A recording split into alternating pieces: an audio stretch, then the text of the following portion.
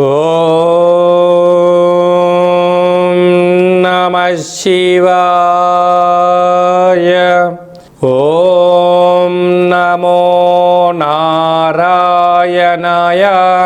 కర్మ నివారణ నరదృష్టి నివారణ కాళభైరవాయై నమో నమః. ఓం కాళకాళాయ విద్మహే కాళాతీతాయ ధీమహి తన్నో నరదృష్టి నివారణ కాళభైరవ ప్రచోదయాతు. హరి ఓం.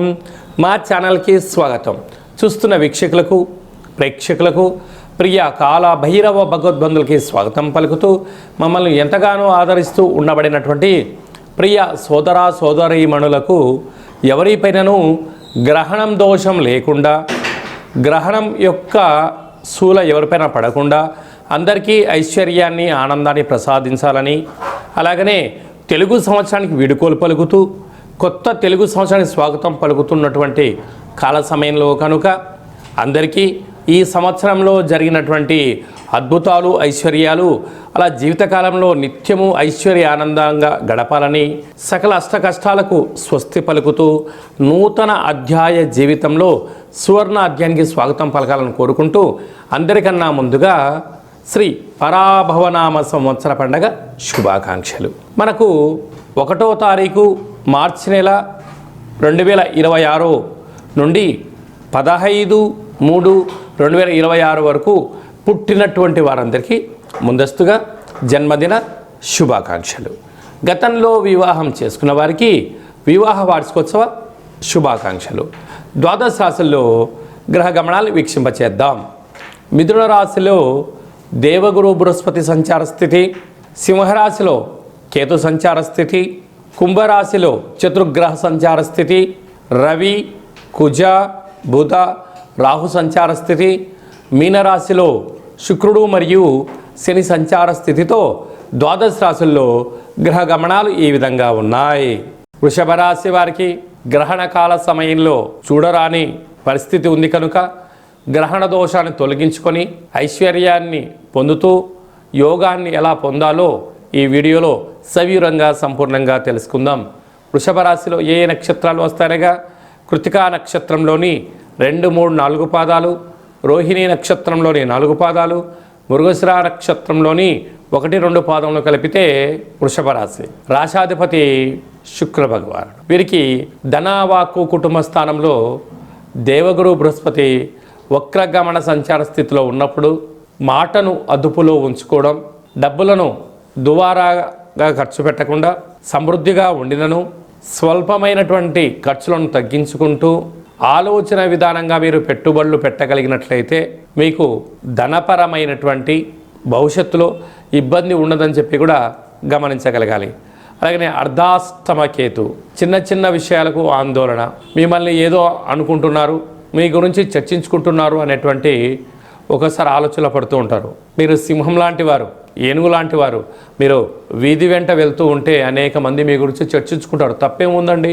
మీలో ఉండబడిన సద్గుణాల వలన, మంచి కార్యక్రమాలు ఆచరించడం వలన మీకు పొగడ్తలు, సన్మానము, రాజయోగము రాయబడి ఉంది కనుక మీ గురించి చెప్పుకుంటారు. అది ఆనందంగా స్వీకరించండి. పాజిటివ్ ఉన్నా నెగిటివ్ ఉన్నా దాన్ని మౌనంగా స్వీకరించగలిగినట్లయితే మీరు ఉన్నతమైన జీవితానికి స్వాగతం పలకబోతారు. అదే కాకుండా వృషభ రాశి నుంచి 4వ స్థానంలో ఈ చంద్రగ్రహణ సంచార స్థితి ఉంది కనుక వృషభ రాశి జాతకులు మీరు దయచేసి గ్రహణము మీకు దోషము ఉంది కనుక దోషకాల సమయంలో నవగ్రహ మంత్రములను, రుద్రుడి యొక్క మంత్రములను, శ్రీమన్నారాయణుడి యొక్క మంత్రములను లేకుంటే గురుచరిత్ర పారాయణం చేయగలిగినట్లయితే ఉంటుంది. గ్రహణ దోషం తొలగించుకోగలగాలి. దయచేసి గ్రహణకాల సమయంలో భోజనం చెయ్యొద్దు, వివాదాలకు దూరంగా ఉండండి, మౌనంగా ఉండండి అని చెప్పి కూడా గమనించాలి. గ్రహణ తదనంతరము ఈ యొక్క గ్రహణ శాంతి పూజ చేయించుకొని పాలను, బొబ్బర్లను, నీటిని దానం చెయ్యండి అని చెప్పి జ్యోతిర్విజ్ఞానం తెలియజేస్తుంది.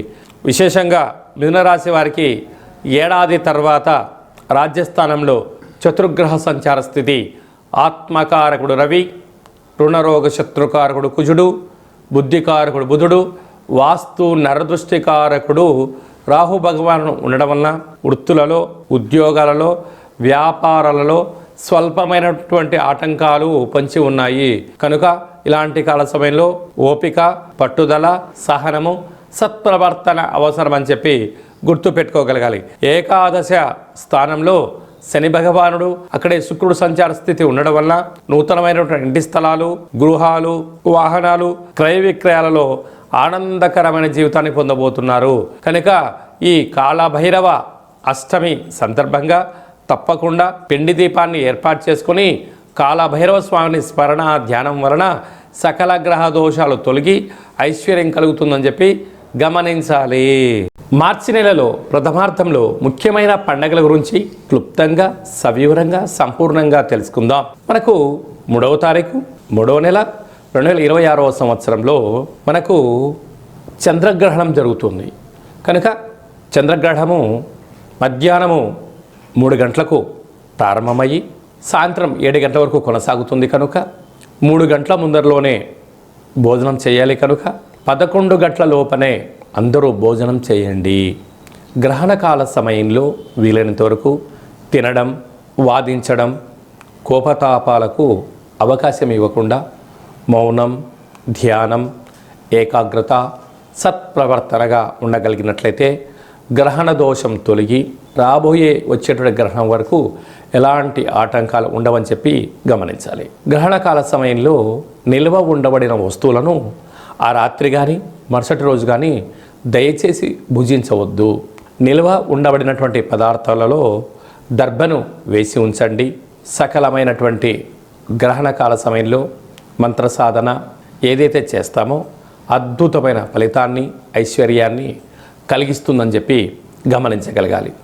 11వ తారీఖున పాల్గొన మాస బహుళ అష్టమి, అంటే ఈ తెలుగు సంవత్సరాదిలో చివరి అష్టమి కనుక ఈ సంవత్సరంలో జరిగినటువంటి అష్ట కష్టాలను తొలగించుకొని రాబోయేటువంటి శ్రీ పరాభవనామ సంవత్సరానికి స్వాగతం పలుకుతున్న కాల సమయంలో ఇంటిలో శుద్ధి పెట్టుకొని నింబకుస్మ దీపాన్ని కానీ, నారికేల దీపాన్ని కానీ, అలా కుష్మాండ దీపాన్ని కానీ పెట్టి కాళభైరవ స్వామి యొక్క స్మరణ ధ్యానము చేయగలిగినట్లయితే సకల అష్ట కష్టాలు తొలగిపోయి ఈ సంవత్సరంలో మనపైన ప్రసరించినటువంటి నరదృష్టి, శత్రు ప్రభావాలు అన్నీ తొలగిపోతాయని చెప్పి గమనించాలి. అలా కుదరలేనటువంటి వారు ఈ కింది నెంబర్ సంప్రదించినట్లయితే మన యొక్క దేవాలయంలో నిత్యము కాళభైరవ హోమ కార్యక్రమాలను ఆచరింపచేయడం జరుగుతుంది. కనుక అందరికీ వీడియో కాల్ ద్వారా చూపించి మీ గోత్రనామములతో కాళభైరవ పూజ హోమ కార్యక్రమం చేయించి ప్రసాదంను మీకు పంపించడం జరుగుతుందని చెప్పి కూడా గమనించాలి. అలాగనే మీ వ్యక్తిగత జాతకం తెలుసుకోవాలనుకుంటున్నారా? మీ పేరు, పుట్టినటువంటి తేదీ, నెల, సంవత్సరం, పుట్టిన సమయాన్ని వ్రాసి మీరు పంపించగలిగినట్లయితే 100 సంవత్సరముల జాతకాన్ని సవివరంగా, సంపూర్ణంగా వ్రాసి మీకు వాట్సాప్ ద్వారా పంపించి మీరు పుట్టినప్పుడు గ్రహ గమనాలు ఎలా ఉన్నాయి, ప్రస్తుతం ఎలా ఉంటున్నాయి, రాబోయే కాలంలో ఎలా ఉండబోతున్నాయో సవివరంగా, సంపూర్ణంగా తెలియజేయడం జరుగుతుందని చెప్పి గమనించాలి. చాలామందికి పుట్టినటువంటి కాల సమయంలో డేట్ ఆఫ్ బర్త్లో లేనటువంటి వారికి మీ పేరు యొక్క మొదటి అక్షరాన్ని అనుసరిస్తూ రాశిని తెలియచేస్తూ రాశి యొక్క స్థితిగతులను వివరిస్తూ రమణ శాస్త్రం ద్వారా అనగా గవళ ద్వారా భూత, భవిష్యత్, వర్తమానాన్ని తెలియచేయడం జరుగుతుంది. రమణ శాస్త్రం ద్వారా కాళభైరవ ఉపాసన చేత, సంపూర్ణమైనటువంటి విషయ పరిజ్ఞానం చేత మనము జీవితాన్ని తెలుసుకుందాం. జాతకంలో ఉండబడినటువంటి ఆటంకాలను తొలగించుకుందాం. జాతకంలో ఉండబడిన యోగాన్ని తెలుసుకుందాం. ఆనందకరమైన జీవితాన్ని పొందుదాం అనేటువంటిది చిన్న విన్నపం. కనుక ఈ కిందిని మనం సంప్రదించి అపాయింట్మెంట్ తీసుకొని సంప్రదించగలరు.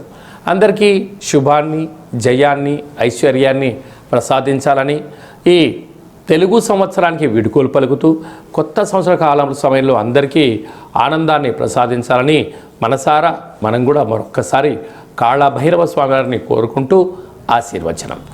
శతమానం భవతి శతాయు పురుష సతేంద్రియ ఆయుష్యేవేంద్రియే ప్రతిష్టతి ధనం ధాన్యం బహుపుత్రలాభం శత సంవత్సరం దీర్ఘమాయు సర్వే జనా సుఖినో భవంతు.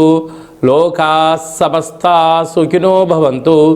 సర్వం కాళభైరవ దేవతార్పణమస్తు. హరి ఓం. ఈ వీడియో మీకు నచ్చినట్టయితే మా ఛానల్ని సబ్స్క్రైబ్ చేసుకోండి, లైక్ చేయండి, షేర్ చేయండి.